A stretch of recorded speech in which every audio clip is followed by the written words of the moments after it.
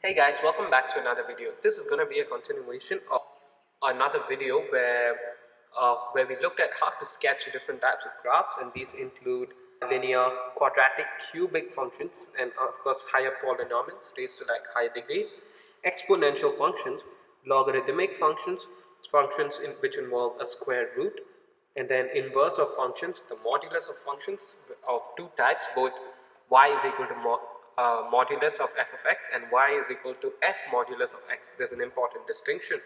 And hybrid functions. And yeah, now this is a dedicated video to rational functions. So I recommend that you guys first check out that video, which I'll leave in the cards about now, and then come to this video because this is a bit more complicated and I think it deserves its own videos. What are rational functions? So rational functions are basically any function in the form of f of x by g of x, where g of x is not equal to 0, because if g of x is equal to 0, well, the function is not real anymore. It involves imaginary solutions. And let's look at the function y is equal to 2x plus 3 by x plus 5. The first step you always do is calculate the x and y intercepts, and I think how do you do this? It's quite self-explanatory. To calculate the x-intercept, equate y is equal to 0 and then solve the function, which should be simple. And then to calculate the y-intercept, well, you equate x is equal to 0 and solve the function. You get the coordinates for both. Then the second step should be, so basically these rational functions usually have a horizontal asymptote according to their shape, because their shape is usually something like this or something like that. They all have a common horizontal asymptote and they have different vertical asymptotes. So let us quickly solve the first step. So first we're calculating the x-intercept. So y is equal to 0. So 0 is equal to 2x plus 3 over x plus 5. This is equal to 2x plus 3 is equal to 0. So x is equal to negative 3 over 2. That is the y-intercept. Now let's calculate the x-intercept. So x is equal to 0. So when x is equal to 0, well, 2 into 0 plus 3 over 0 plus 5. So that would be y is equal to 3 over 5. So that would be the y-intercept. So now we have the two intercepts. Now let's look at the next step. Well, as you can see, rational functions have something called vertical asymptotes. So these are the different points, or like in this case, different values of x which does not have a corresponding y value in the function.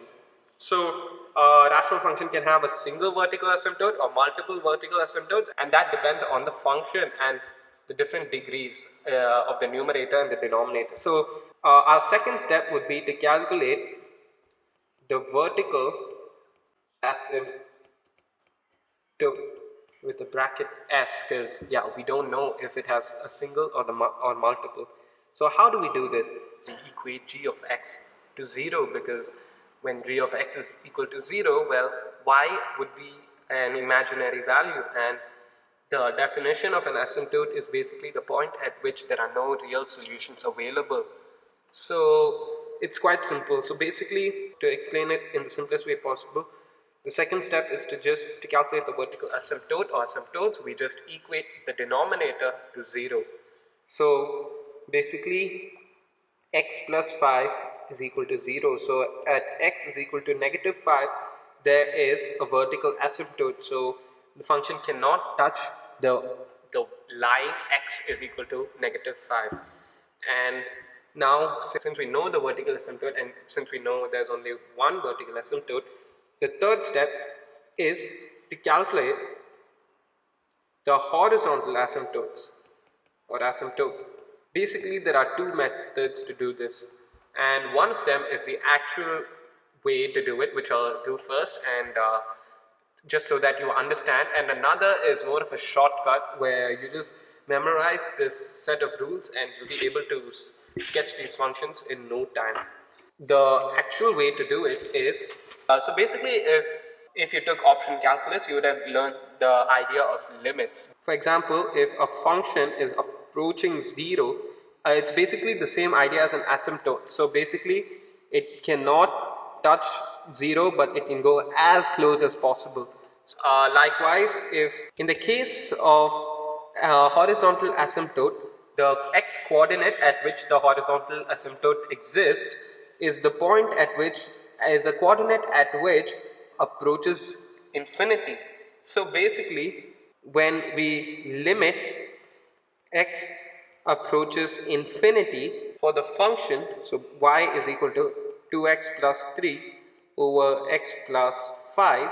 If we solve this, then we can find the horizontal asymptote. And how exactly do we solve this? So how does limits actually work? We basically need to substitute infinity into the x term to find the value of y which the graph will never touch, because yeah, at those points, well, x is infinity, and at horizontal asymptotes x only approaches infinity and never actually reaches infinity.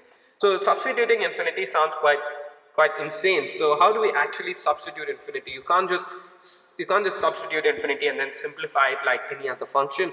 But it's not as complex as it sounds.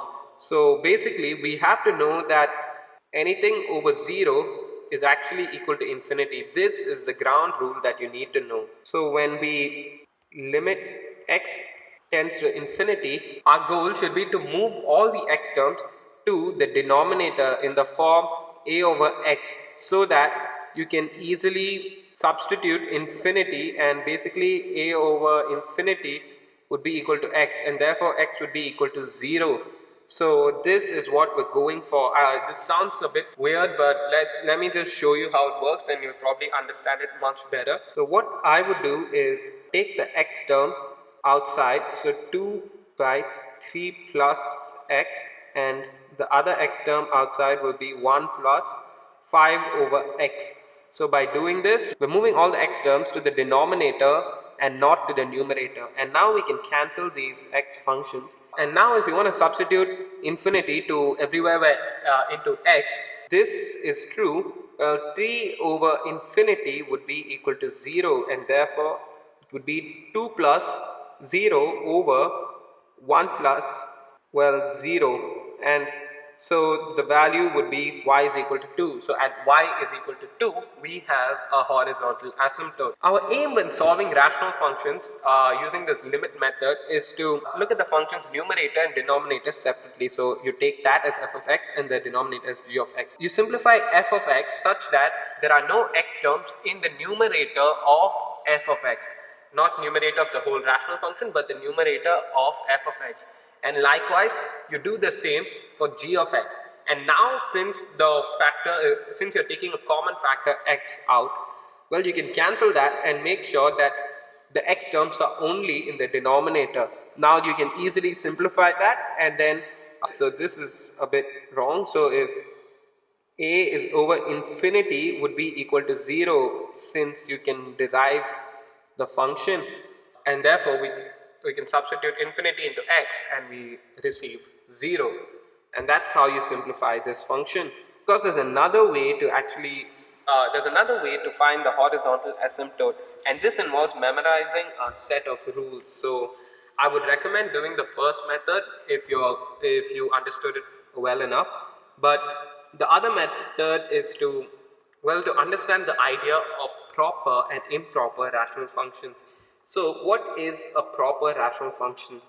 If the degree, let me just write it in a short form, of the denominator, which is greater than the numerator, well, the degree of the numerator, this would be a proper function.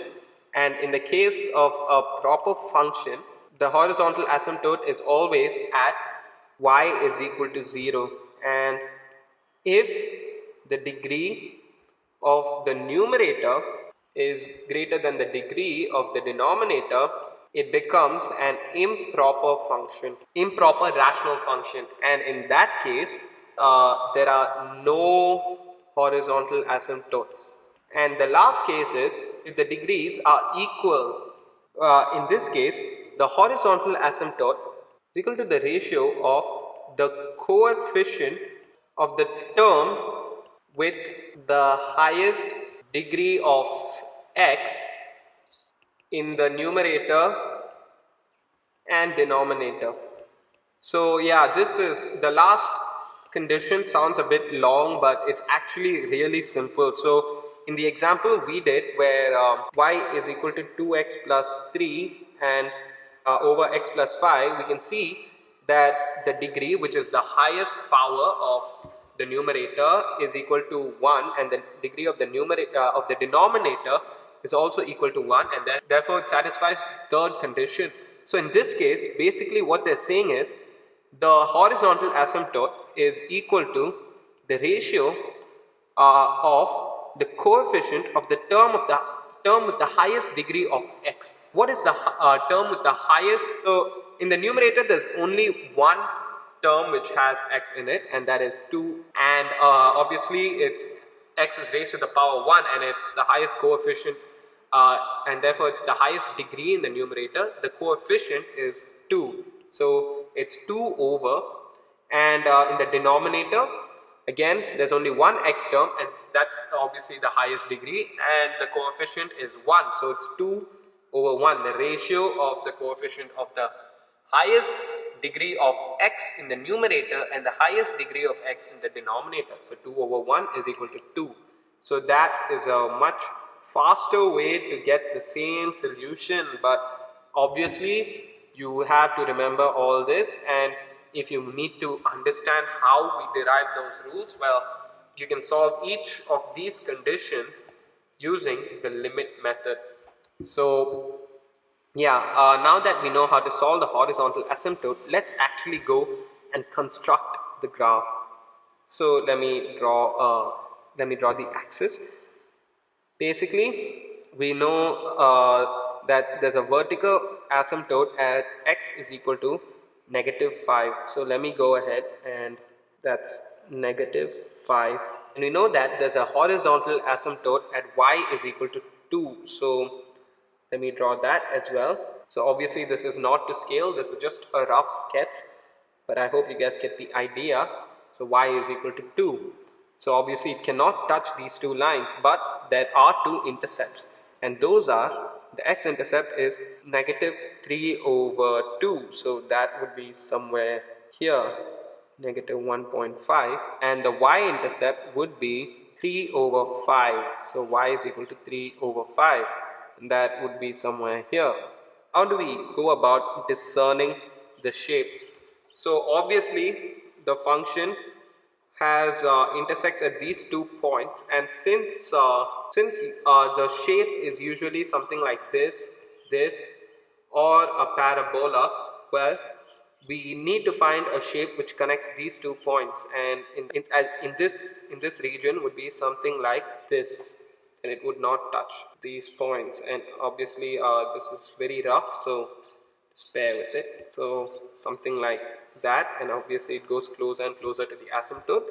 And in the other region, for x less than or negative less than -5, well, it cannot touch 2 because there's an asymptote over there, and it cannot touch -5.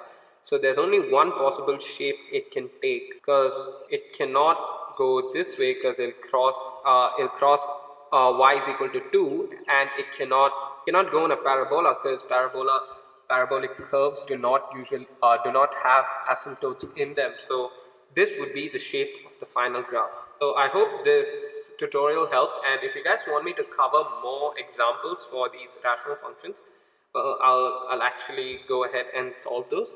But apart from that, this has been it, and this is actually asked in IB math papers.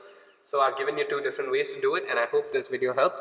Go check out the first video, and I'll also be making another video for how transformations affect the sketching of not just rational functions, but all the functions which I've covered in the other video. They could add a constant to a rational function, or divide the whole rational function by another constant, and yeah, how all that would be, how all that would factor into the shape of the graph. So yeah, so this is just like the base form of rational functions, but obviously by learning transformations you'll be able to sketch almost any rational function.